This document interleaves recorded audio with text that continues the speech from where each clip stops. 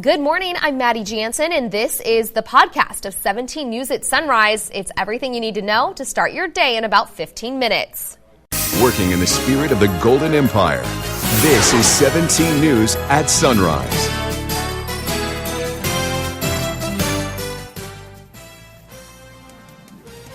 Good morning. The state of Shafter. A lot of residents there are upset after the city manager abruptly resigns. We'll have the latest still ahead. A major milestone for the California Highway Patrol overshadowed by mourning, how a celebration has turned into a somber memorial for an officer killed in the line of duty. And today is the big day. Kids, teachers, and school staff are headed back to school. What you need to know this morning as you head out the door, plus a special first day of school surprise with our very own Kevin Charette. Today is August 14th, 2019, the first day of school. Good morning, everyone, and thanks for joining us on this Back to School Wednesday. It is just so funny that we are already done with summer vacation as a lot of kids probably pretty soon get ready to head back to school this morning. I can't believe it. I feel like it was, May, then June, July, August. Oh, we're starting school again. It just flew by. It creeped up on us, as it always does. The unfortunate news, though, is that it is going to be a very hot that's creeping up first too. Day of school today. It's almost feel like summer vacation. It is going to be hot, and it is that time of year when we are going to wake up an unexpected kid. Now, this year, I've chosen one of my former baseball kids. So not going to say what year they were on my team, anything like that, but that is where we're going to be heading later on today throughout the morning. So look forward to that. It is going to be a hot day for everybody out there. We're at 75 degrees right now. We've got a calm wind for us to start. And as we take a look at the dog walk forecast, Sugar is our featured pet of the day, enjoying the beach. We're going to start out near 80, 88 at 10 a.m. and then triple digits expected this afternoon. So get that morning walk in nice and early. As we take a look at the other graphs here to show you kind of where we'll hit these temperatures. And you can see by 5 o'clock we'll be right near 103. For Tehachapi, 54 degrees right now, and east-southeast wind at 5. And hour by hour, we're going to be in the upper 70s by 9 a.m., looking at the lower 90s throughout the afternoon. I'll have much more in your forecast. That's coming your way in just a little bit. But first, we're going to send it over to Alex with the check of traffic. All right, thanks so much, Kevin. Taking you outside for the first time this morning to the 99 near White Lane. And as you can see, it's looking pretty good on that side of town. Everything else around the county also looking pretty good to start off your Wednesday morning.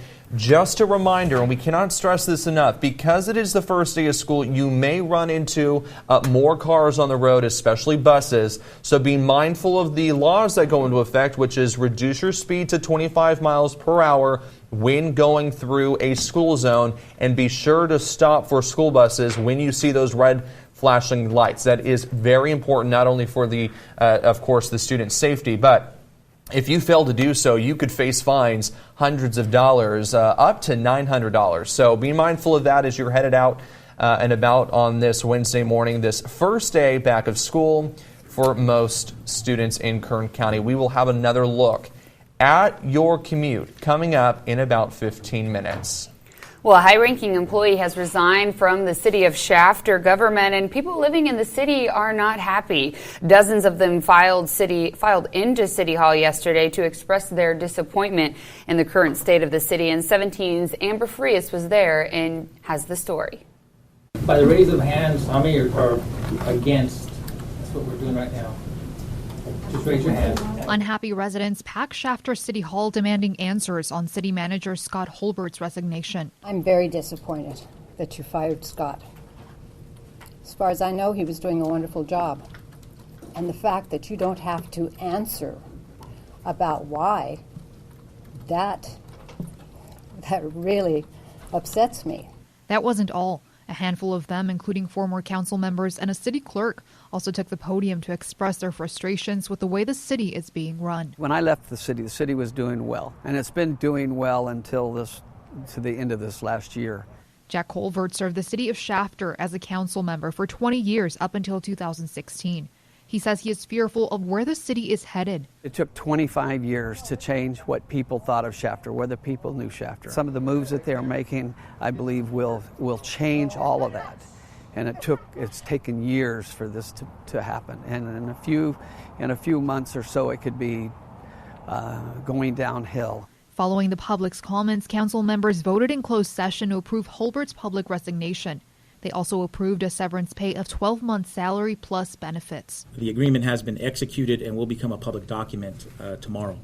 The council also appointed Jim Service as acting city manager. However, no answers were given on why the city manager resigned. I believe that Scott does not want to get caught up in the turmoil and jeopardize Shafter's reputation. Council members promptly left the chamber after their session, leaving many upset that they couldn't ask questions about the decisions made. Doesn't make me feel welcome to come again, and I can't imagine somebody in our neighborhoods that maybe has a neighborhood issue would feel welcome in this climate, because it's very adversarial, and that's not good leadership. In Shafter, Amber Frias, 17 News.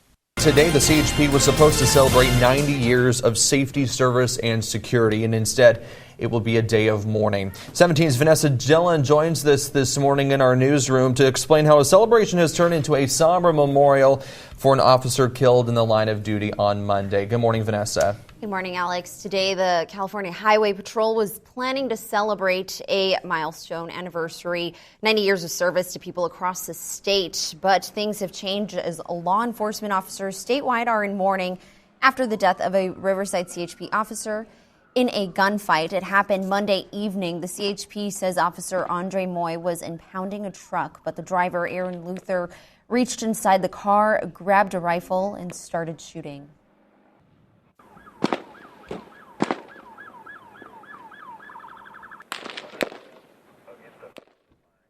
Other CHP officers responded to calls for backup, as did officers from other agencies. The ensuing gun battle, which Riverside's police chief described as, quote, long and horrific, ended with both Moy and Luther dead. This incident shows just how dangerous the job of the California Highway Patrol and law enforcement is in general. People talk about routine stops, but there are no routine stops, as this incident proves. 2 other officers were also hurt in this shootout. Now the gunman's father is trying to figure out why his son snapped. He lived for his kids, and that's what motivated him. So I don't know what overcame him. Moy graduated from the CHP Academy in 2017 and has served the Riverside community since then.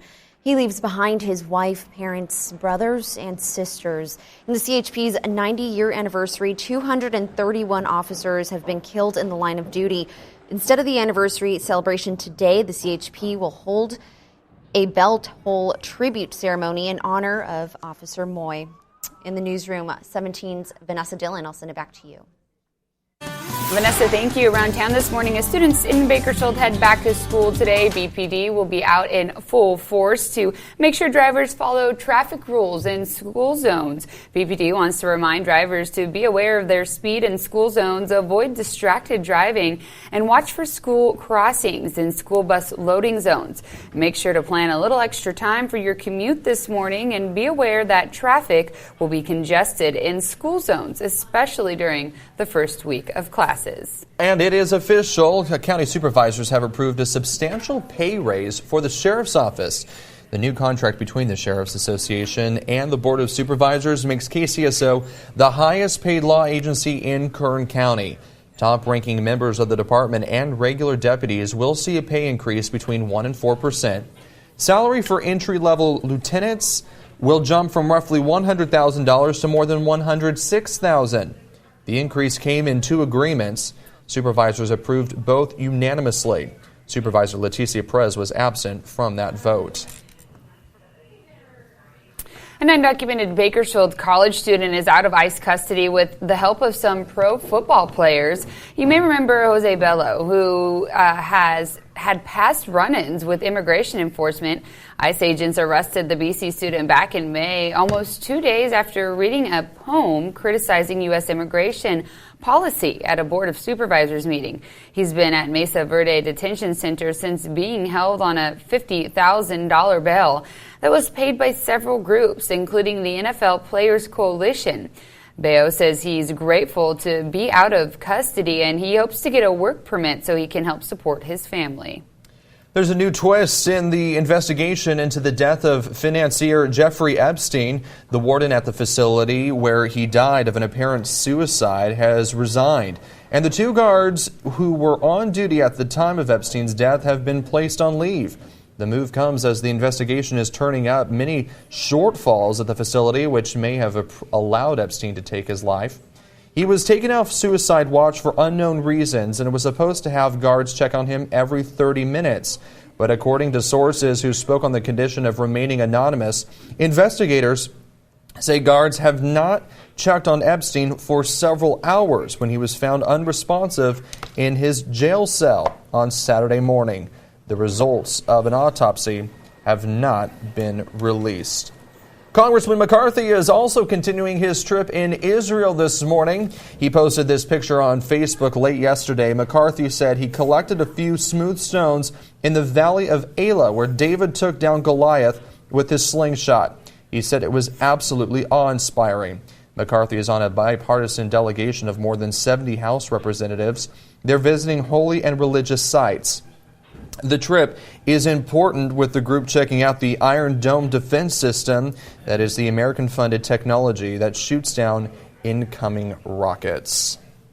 Beautiful, I'm sure, back there. We'll still ahead this morning on Sunrise, a stunning admittance from leaders in New Zealand. Yeah, the mistake they say they made after the gunman accused of killing dozens at mosques earlier this year communicates with others from inside his jail cell. We'll have more coming up after this.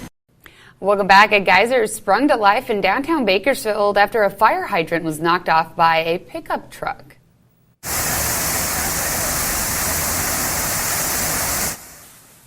This happened yesterday morning at 21st and K Street, right outside Big Brand Tire. A fire captain at the scene says a driver backed into the hydrant and the water spouted so high it could be seen from several blocks away. Firefighters spent about an hour trying to shut the water off, and Fire Captain John Rimmer says part of the trouble was that the shutoff valve needed to stop the flow and was under the water. Ugh, that could be hard. And being downtown, it had probably been paved over. He says no one was hurt in the mishap.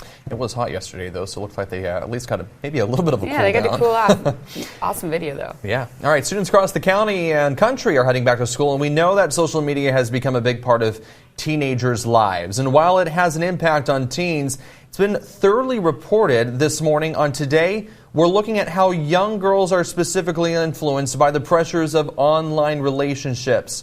NBC's Savannah Sellers spoke with 3 teen girls about how they navigate high school online compared to their male friends.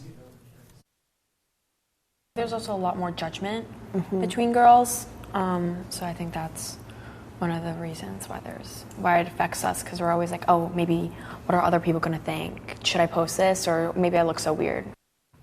You can watch the entire interview this morning on the Today Show. It airs right here on TV 17 after 17 News at sunrise. We also have information about how to keep your kids safe online. We've posted it all on our website. Just go to KGET.com and click on the Cyber Safe link. Kern County students are headed back to school, but they're not the only ones. Yeah, classes are starting again at colleges nationwide. And though college campuses are also a breeding ground for scam artists, we'll explain how to protect your college student after this. KGET Business Watch is brought to you by Grapevine MSP Technology Services, the Valley's leading IT service provider. Welcome back to News 17 Business Watch. There's a health kick happening in Bakersfield. Several new health clubs and stores are opening this week. One of them is Lululemon. The popular clothing brand is known for its yoga and athletic wear. Lululemon had a showroom in downtown Bakersfield, but that's closed because in just 48 hours, a new store will open at the Marketplace on Ming Avenue. The store is planning a 3-day grand opening celebration that starts at 10 o'clock Friday morning. Today is the first day of school for many students in Kern County, and soon college students will head back to class too. A college campus is a place full of young, impressionable people experiencing life away from home for the first time, which makes it the perfect place for scam artists. Here's money expert Stacey Johnson with some tips to avoid common scams targeted at college students. Away from home for the first time, young, impressionable, and carrying cash. College kids are tempting targets for all manner of crooks and scam artists. So whether you're just arriving on campus for the first time or about to finish your PhD, Scam Avoidance 101 is a required class. Here are some common college scams. These days, everyone's carrying a camera. Do something illegal or embarrassing, and you may be either outed or, worse yet, blackmailed. Solution? If you're doing anything you wouldn't want to do in front of your parents or a prospective employer, think it through. The admin office is calling. Your tuition check bounced and you need to send money today or get dropped from your classes. Oh, wait, it's just a phone scam. Solution? Hang up and call the admin office yourself. Then there's the bad check scam. Hey, dude, cash this check for me, would you? You deposit it, it bounces, but your buddy's long gone. Then there's the advance fee scam. Pay a small upfront fee and you'll qualify for a loan, a grant, a scholarship, or a job. Advance fees are always a red flag. Then there's public Wi-Fi, the gateway to any number of problems. Don't even think of doing anything delicate like logging onto your bank account. Bottom line, the last thing you want when you go to college is to graduate from the school of hard knocks. And I've given you 5 college scams, but there are more and more tips you need to know. Go to MoneyTalksNews.com and just do a search for college. For Money Talks News, I'm Stacey Johnson. Money Talks is brought to you by your local consumer credit counseling service. If you've got debt problems or just want some free budget counseling, call today.